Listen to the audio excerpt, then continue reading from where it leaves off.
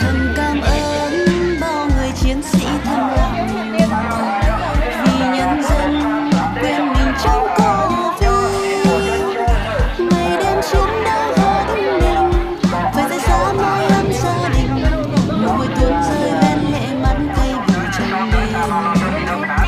Cùng trên sông san sẻ tình thương đến thật nhiều người màu áo trắng giúp bao người vượt qua hiểm nguy.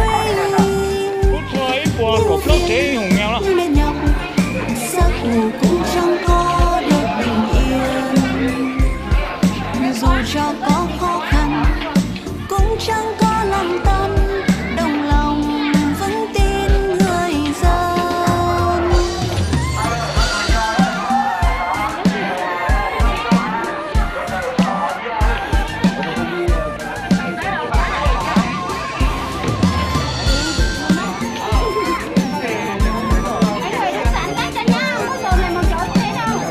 Mình nhoi lên nhất thật đấy rồi.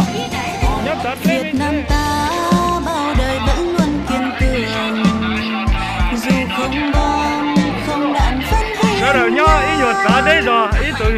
Ít tụi nhoi cái ít tụi ít chỉ tê lên đấy. cùng y bác sĩ với dân phòng và nhân dân chung tay cùng nhau chống dịch Covid.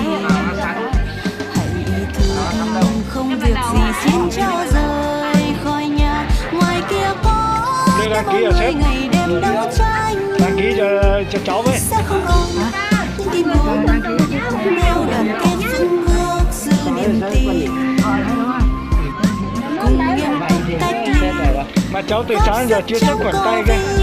Đại dịch sẽ mau